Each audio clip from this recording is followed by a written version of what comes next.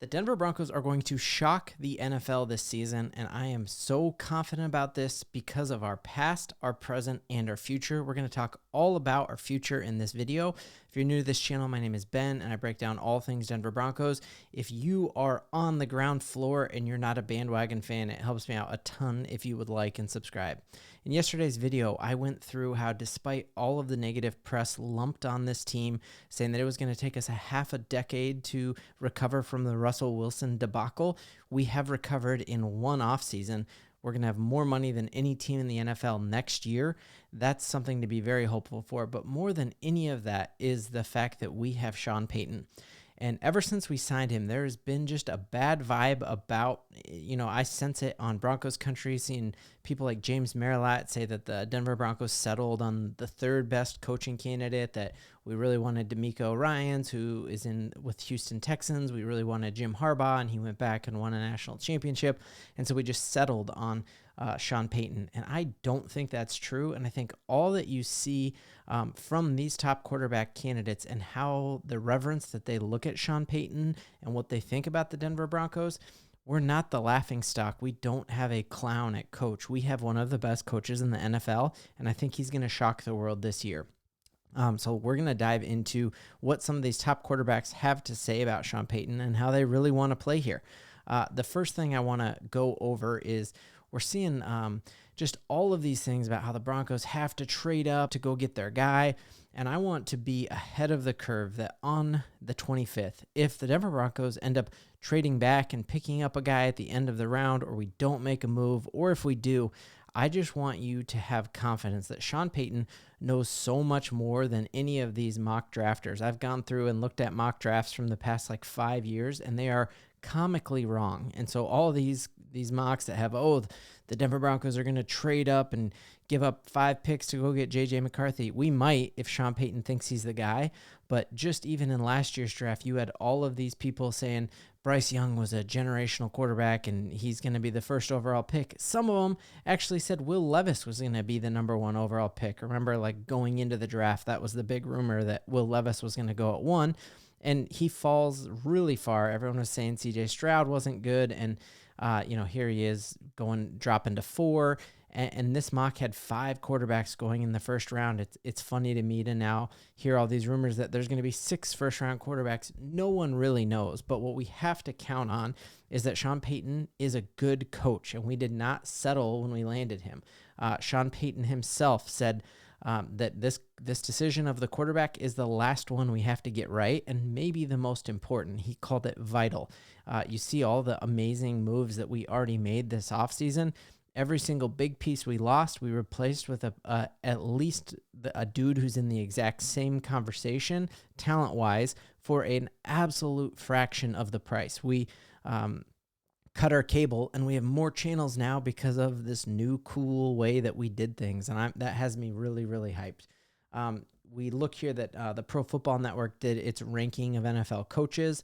It says obviously Andy Reid is the highest ranked coach in here, but what you have here as you go through here, Sean McVay, great coach, not looking for a quarterback. He has his. Kyle Shanahan, could have been a Broncos coach. We passed on him, and he has his quarterback. Again, great coach, found a great quarterback at 7 in the 7th round. Harbaugh found a great quarterback, last pick of the first round, and he's not looking for a quarterback. Mike Tomlin, great defensive coach, not the best evaluator of talent at the quarterback position. We'll see how he does this year with Russ and Fields. Jim Harbaugh on here, I think this is kind of a stretch to have him, but we know that Harbaugh did get the San Francisco 49ers to the Super Bowl in just a few years. It'll be interesting to see what he does with the Chargers. LaFleur has his quarterback. So now you come right here to the Sean Payton, an outside, unbiased source, having Sean Payton in the top 10. That should make you very, very confident. But more than that, what are some of current players and current college quarterbacks in the system saying about the potential of landing with the Denver Broncos? We're going to pop here first to hearing what Bo Nix says about, does he want to play for Sean Payton, and what does he think? Be a blast playing for a coach like that who's been so important for the game, so important for the offensive game. So this isn't just me in my basement with all this Broncos stuff saying Sean Payton's awesome. Bo Nix saying, hey, I would love to play there. That would be a blast. He is famous. He has changed the game of football. Like, you look at him as a coordinator for the Dallas Cowboys, winning with 3 quarterbacks that no one's known, taking them from a 30th ranked passing team to being the top 15 of passing games. Looking at him in New Orleans, winning with Drew Brees, winning with Jameis Winston, winning with Taysom Hill, winning with backup after backup. And it's not just me saying this. We now hear Bo Nix saying it. We hear RG3 at the end of this video imploring Sean Payton, go get Bo Nix. He wants to play with you. You see Spencer Rattler on Up and Adams' show. Kay Adams is a massive fan of Sean Payton and raves about him all the time. And she says to him, hey, who was the toughest thing you had to prepare for? Like, the most out there, like which coach actually did what Sean Payton said right here, which is, we'll be good at this, and we're glad that other people aren't. And we're seeing this here with one of the quarterbacks being like, yeah, the Broncos did things different than any of my other interviews. You saw Michael Penix Jr. get up and say, yeah, the only interview I had at the Combine that was hard was the Broncos one. Sean Payton made me look at all my bad film first. We see that they bombard these quarterbacks before their visit with the Broncos with too much information to actually be able to digest. They send an email at 10 o'clock at night and then grill them on it the next day. And we did that with J.J. McCarthy. We did that with Michael Penix.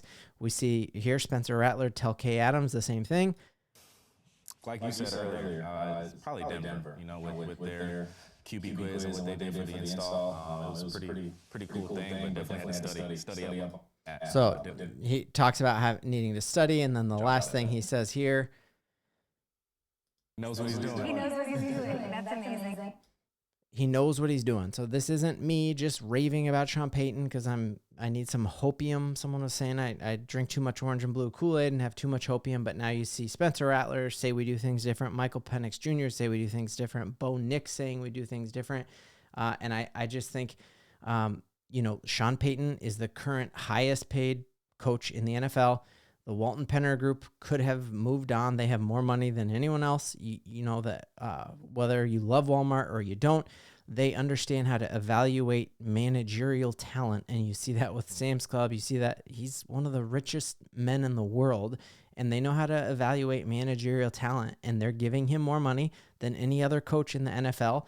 And you see unbiased sources, other quarterbacks say that we have the right dude at the signal caller, and I just trust at what he is going to do with this plethora of picks, and whether he's identified his dude and it's JJ or it's Michael Penix Jr. or it's Bo Nix. I just trust that what we did on that 5-game win streak when we won against 5 teams that we were underdogs in every game, all 5 of those teams go on and make the NFL playoffs. We beat Patrick Mahomes. We beat Josh Allen. We beat teams we had no business beating with a performing squad, and the NFL is the ultimate coaches league.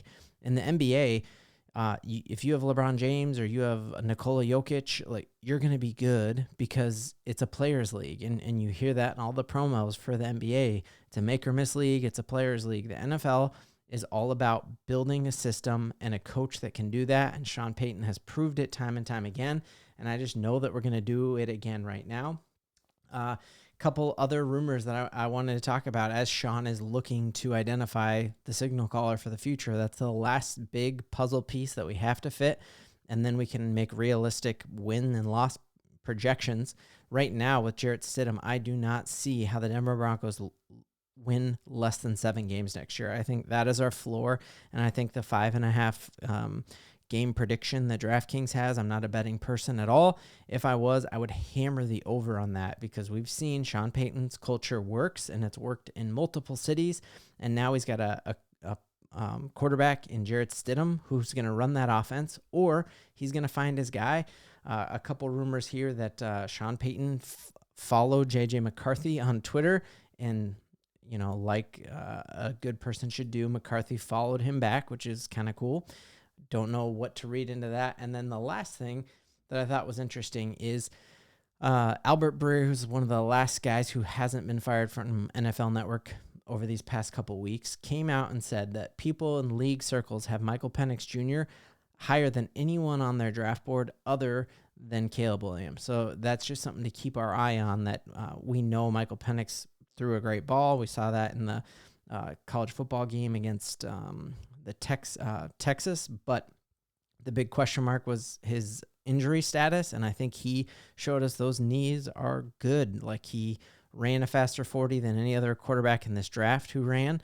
He, did some explosive jumps, and we know he's got one of the best arms left on the other than Caleb Williams. So that'll be very interesting to see who is Sean's guy. But at the end of the day, that's what matters, not who do we want. We want Sean to get who he wants, and I'm just here for it and excited, and I'm excited to have you all along for the ride. Cannot wait for the NFL draft. I got some big plans for doing a live stream of the draft with just a college football junkie and my brother-in-law, Paul, and we'll bring in some of your opinions and live interactions with you all. Thank you for riding with me. Broncos country, let's giddy up. Oh, this one's for Sean.